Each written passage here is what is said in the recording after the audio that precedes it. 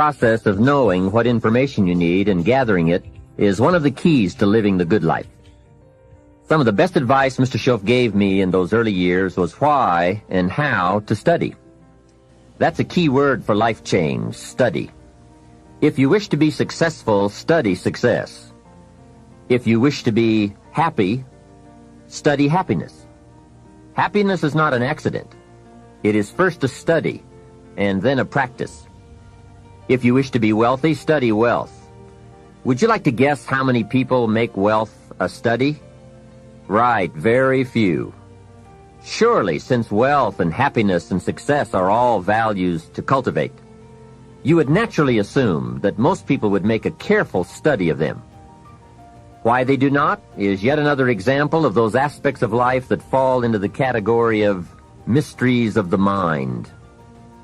Remember, major keys to your better future are going to be ideas and information. If we have any lack, it is not because we lack money or opportunity or resources. It is because we lack ideas that have taken form from information. Many years ago, I learned that some of the best advice ever given comes from the Bible.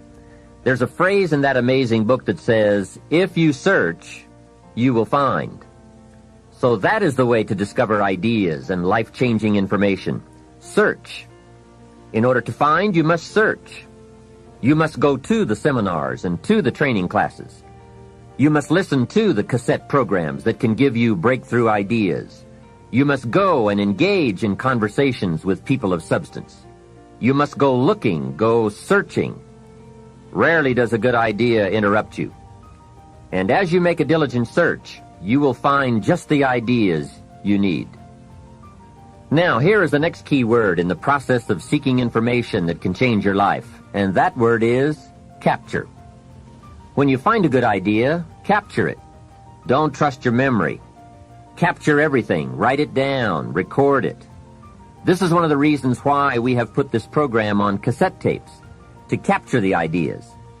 As a serious student of wealth and happiness, I would encourage you to make use of a journal as a gathering place for all the ideas that come your way.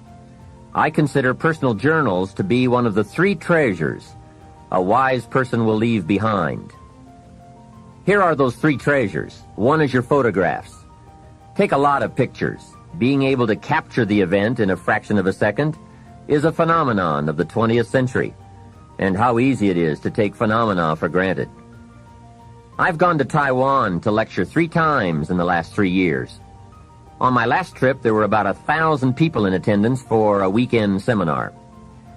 Now, if there were 1,000 people in the room, guess how many cameras were also in the room? Right, 1,000. Everyone brings a camera to capture all the events and the people, new friends, new experiences. I spend a big part of my time having my picture taken with everyone. Have you ever looked at the pictures a couple of generations back? Unfortunately, there are only a handful. But wouldn't it be great if there were hundreds of pictures to tell the whole story? So make sure you leave behind your whole story in your treasure of pictures. The next treasure to leave behind is your library. All the books you have chosen. Books well read, well underlined, with notes and observations and reflections you have written in the margins. The books that have helped shape your philosophy and the values of your life. That is a treasure, your library. And your listening library, too.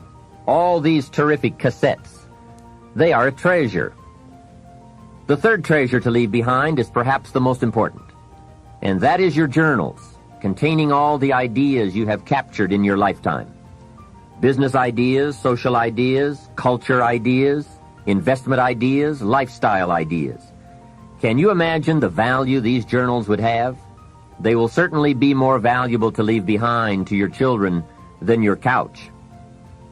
So, get serious about your search for information and ideas, and about leaving that information behind for future generations.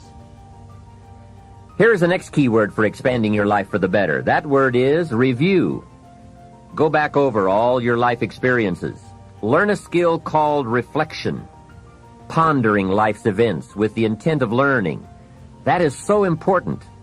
I call it running the tapes again. The events of your life are some of the best sources of information. Don't merely go through your days, get from your days. Be aware of what's going on around you so that you will drive the grooves in the record of that day deep into your consciousness. Here are some good times to reflect. First, at the end of the day, take a few minutes and go back over your day. Where you went and what you did and what you said, what worked and what didn't. What do you want to do again? What do you want to correct? The colors, the sights, the sounds, the conversations, the experiences. You see, experience can become commodity, currency, coin, an incredible source of value, but only if you take time to reflect on the experience and turn it into something of value. As we mentioned in our first fundamental, it's not what happens that makes the difference in how your life works out, but rather what you do about what happens. And part of doing something about what happens is this process of reflection, studying an event in order to glean valuable information from it. Another time to reflect is at the end of the week. Take a few hours. Take a half a day at the end of the month. Take a weekend at the end of the year. Reason? To make the past more valuable. Sophisticated people have learned how to gather up the past and invest it in the future. When my father was about to celebrate his 76th birthday, I said to him, "Father, can you imagine what it's going to be like to gather up the last 75 years and invest them in your 76th? That's how life can become productive and exciting. Not just living one more year, but gathering up the years and investing them in the next one." By reflecting, you can gather up all the conversations you have ever had and invest all that you have learned and all that you have felt in the next conversation. Gather all your experiences and invest all that you have learned and felt in your next experience. And the more value, the more substance, the more information, the more wisdom you can gather from all of your yesterdays, the more exciting your future becomes. Probably all of us already know all that we need to know in order to make our lives turn out the way we want, except for one thing: how to gather what we've learned in order to invest it in what we want to become. So start a new discipline that can lead to wealth and happiness. Find out how things work. Never let it be said you didn't find out. Now let me give you a qualifying phrase. You may not be able to do all you find out, but make sure you find out all you can do. You don't want to wind up at the end of your life and find out that you lived only 1/10 of it, and the other 9/10 went down the drain. Not for lack of opportunity, but for lack of information. Become a good student of your own life. It's the information you are most familiar with and feel the strongest about. So make your own life one of your most important studies. And in studying your own life, be sure to study the negative as well as the positive, your failures as well as your successes. Our so-called failures serve us well when they teach us valuable information. They're frequently better teachers than our successes. One of the ways we learn how to do something right is simply by doing it wrong. Doing it wrong is a great school for learning. Now I would suggest that you not take too long. If you've done it wrong for 10 years, I wouldn't suggest another 10. But what a close at hand and emotionally impactful way to learn from your own experiences. When I met Mr. Schoaf, I had been working 6 years. I started when I was 19, and when I met him, I was 25. He said to me, "Mr. Rohn, you have been working now for 6 years. How are you doing?" I said, "Not very well." He said, "Then I suggest you not do that anymore." 6 years is long enough to operate the wrong plan. Next he asked, "How much money have you saved in the last 6 years?" I said, "Not any." He said, "Who sold you on that plan 6 years ago?" What a fantastic question. Where did I get my present plan that wasn't working well? Hey, everyone has bought someone's plan. The question is, whose? Whose plan have you bought? Now, those initial confrontations as you come to grips with your own past experiences may be a little painful at first, especially if you have made as many errors as I did. But think of the progress you can make when you have finally confronted those errors by becoming a better student of your own life. Now, the next way to learn is from other people's experiences. And remember, you can learn from other people whether they have done it right or wrong. You can learn from negative as well as positive. The Bible is such a great book because it is a collection of human stories on both sides of the ledger. One list of human stories is called examples. Do what these people did. And the other list of human stories is called warnings. Don't do what these clods did. What a wealth of information. What to do and what not to do.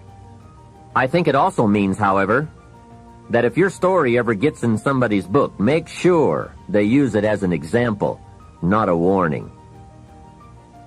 There are 3 ways to learn from other people. The first is to listen to the cassettes and read the books by and about people who've accomplished great things. All the successful people I know and work with around the world are good readers. They just read. They are so curious that they are driven to read because they just have to know. It is one of the things they all have in common. Here's a good phrase: all leaders are readers. And they use cassette programs too, especially while they're in the car or during other times when they can't read. Cassettes can help all of us easily pick up new ideas and new skills. Did you know there are cassettes and books on how to be stronger, more decisive, a better speaker, a more effective leader, have a better effect on other people, become more loving, develop personality, get rich, develop influence, become sophisticated, and people don't use them? How would you explain that? Did you know that hundreds of successful people have written their stories in books and told how they did it on cassettes like this, and people don't want to listen? How would you explain that? The guy's busy, I guess. He says, well, yeah, if you worked where I work, by the time you struggle home, it's late. You've got to have a bite to eat, watch a little TV, and get to bed. You can't stay up half the night and read. And this is the guy that's behind on his bills. He's a good worker, hard worker, sincere. But remember, you can be sincere and work hard all your life and wind up broke, confused, and embarrassed. You've got to be better than a good worker. You've got to be a good reader, a good listener. At least he could hear a good cassette on the way home, right? Now, you don't have to read or listen to educational cassettes half the night. Although if you're broke, it's a good place to start. But here is all I ask, just 30 minutes a day. That's all. Stretch it to an hour if you can, but at least 30 minutes. Half rich isn't bad. 30 minutes. Hear or read something challenging, something instructional, at least 30 minutes a day. And here's the next key. Every day. Don't miss. Miss a meal, but not your 30 minutes. Hey, you can get along without some meals, but you can't get along without some ideas, examples, and inspiration. There's a Bible phrase that says, humans cannot live on bread alone, or food alone. It says the next most important thing to bread is words. Words nourish the mind. Words nourish the soul. Humans have to have food and words to be healthy and prosperous. Make sure you have a good diet of words every day. I told my staff one day, some people read so little they have rickets of the mind. And also remember, to properly feed the mind, you must have good balance. Don't just read or listen to the easy stuff. You can't live on mental candy. Here is a thought. Why not call good books and cassettes tapping the treasure of ideas? That's it. Tapping the treasure of ideas, like you're doing with this program. And if somebody's got a good excuse for not tapping the treasure of ideas for at least 30 minutes every day, or spending the money and getting the books and cassettes, I'd like to hear it. Some excuses you wouldn't believe. I say, John, I've got this gold mine. I've got so much gold, I don't know what to do with it all. Come on over and dig. John says, I don't have a shovel. I say, well, John, get you one. He says, do you know what they want for shovels? Hey, invest the money. Get the cassettes and books. The best money you can spend is money invested in your self-education. Don't shortchange yourself when it comes to investing in your own better future. Mr. Shoaff got me started on my library when I first met him. He said to me, become self-educated. Standard education will get you standard results. Check those numbers and see if that's what you want. And if it isn't, if you want something better than standard, you must become self-educated. So I went to work on my library, and I now have one of the best. Shoaff recommended a couple of books in particular to get me started. Now, I had a Bible, that's 66 books, so that was a pretty good start, and my parents saw to it that I had a good study of the Bible. But the first book Mr. Shoaff told me to get was the book Think and Grow Rich by Napoleon Hill. If you don't already have it, it's a great one to add to your library. Earl Nightingale has put it on cassette. The title should intrigue you, Think and Grow Rich. I read it several dozen times. Shoaff said repetition is the mother of skill. And if you could have seen my bank account at the time, you would have known I needed lots of that kind of repetition. Some of the ideas in that book made major changes in my life. As I look back now, the book was worth thousands, and I bought it for pennies. I learned a very valuable lesson. There can be a great deal of difference between cost and value. Before I met Mr. Shoaff, I used to ask, how much does it cost? After I met him, however, I soon learned to ask, how much is it worth? I started basing my life on worth instead of cost, and everything changed. So that was one book he recommended, Think and Grow Rich. The next book he recommended I get was a book on nutrition. Shoaff said, study nutrition. Vitality plays an important part in doing well. Some people don't do well because they don't feel well. It's not that they're not intelligent. It's that they're ill. They don't have the fire and the vitality to do well. So he really got on me about nutrition. Now, some of those health books are a bit weird, but you can separate out the weird stuff. There are cassettes on nutrition, too. Remember, don't be a follower. Be a student. Someone says, I read this book. Should I follow? And the answer is no. Read at least 2 books and make up your own mind. Don't be a follower. Be a student. So take care of yourself. There's a Bible phrase that says, many times the spirit is willing, but the body's weak. So you have to work on both. You wake up in the morning and the mind says, let's go get 'em. And the body says, I can't even get out of bed. So work on your health. A person's library of books and cassettes reveals his or her most dominant desires. It's interesting to walk into someone's house and browse through the library. What does your library say about you? So read all the books. Now here's good news. You don't have to read them all at once. Try this, 2 books a week. In 10 years is 1,000 books. If you read 1,000 books in the next 10 years, do you think they would greatly influence all the dimensions of your life? The answer is, of course. Well, here's what's exciting. It's only 2 books a week. However, I would suggest if you haven't read 2 books a week for the last 10 years, you are about 1,000 books behind. Can you imagine the incredible disadvantage it will be 10 years from now to stride into the marketplace 1,000 books behind? For some confrontations, you won't be a match. And for some opportunities, your knowledge will be too lacking. For some values, your philosophy will be too shallow. Missing skills, missing knowledge, missing insights, missing values, missing lifestyle. It could happen if you don't read the books. Remember, the book you don't read won't help. You can't read too many books, but you can read too few. Now, the next way to learn from others is to listen. Become a great listener.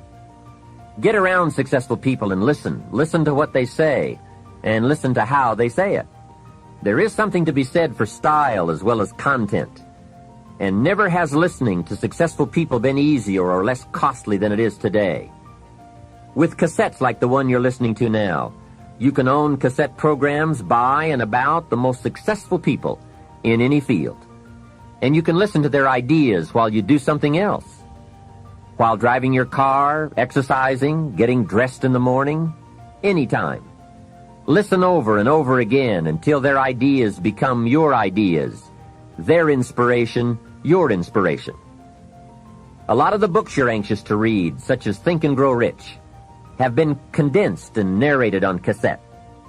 Your cassette library of great authors and ideas can be the investment with the greatest return of all.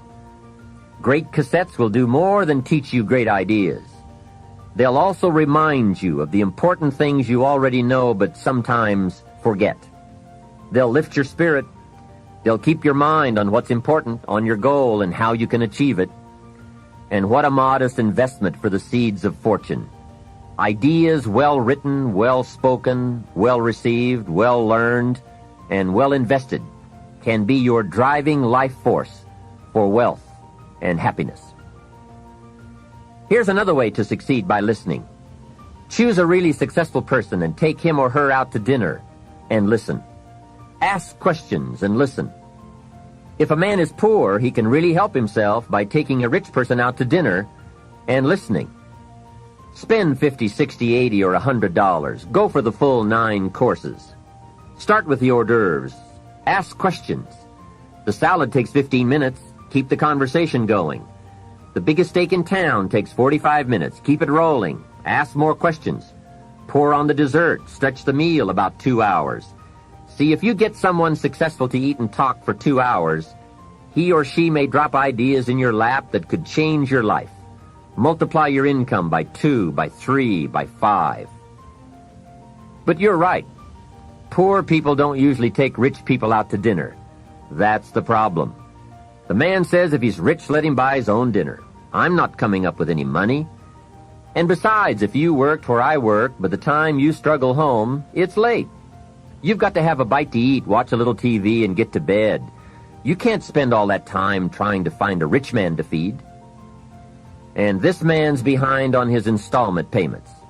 Behind. He's a good worker, hard worker, sincere. But remember, you can work hard and be sincere all your life and wind up broke and unhappy. You've got to be better than a good worker. You've got to be a good listener. The third way to learn from others is to observe. Watch what successful people do. Here's why. Success leaves clues. Watch how the man shakes hands. People who do well do certain things over and over and over. And if you're clever, you can pick them up. Don't miss anything that could help you change your life for the better. Be a careful observer. We have covered a lot of ideas in this part, but what a major fundamental to wealth and happiness. The consistent, disciplined, purposeful, constant search for knowledge. It's where the life-changing ideas are. Pursue it with high expectations. Spend the money and time and the effort. But the payoff is so great, it's hard to compare the cost to the reward. First is the money, and it does take some money. I have a great suggestion for the cassettes and the books and the lectures, the seminars and the videos you need for a constant flow of ideas and inspiration. Set up an educational fund. Take a portion of your income each month and set it aside to invest in all the means of the search for knowledge. Remember, the best money spent is the money spent to cultivate the genius of your own mind and spirit. Make sure you don't spend more for accommodation than you do for education. The money, small price. The promise, unlimited potential. Next is the time. That is a valuable expenditure. I understand that. To ask people for their money, that's one thing, but to ask them for their time, that's a major request. But I don't know any shortcuts to this. It takes time, precious time. The time you spend is that much less time you have to spend. You can get more money, but you can't get more time. However, life has a unique way of rewarding high investment with high return. This major investment you're making now, listening, could be that small fine-tuning you need for major accomplishment. And last, the investment in effort. There is a great deal of difference in casual listening and serious listening. Listening to know, listening to learn, listening that opens up the whole mental and spiritual process is truly an investment in effort. Bringing heavy attention to bear, that takes effort. A mental rifle shot to strike the idea target, that takes a great deal of concentrated effort. However, this effort, high-gear mental machinery, is the effort investment that opens the floodgates where ideas can work their magic for you in the marketplace. So, I do not hesitate to ask you to spend in deliberate, consistent fashion the money and the time and the effort. It's an investment that turns on the lights, opens the windows, sharpens the focus, and starts turning wishes into pride and product, wealth, and happiness.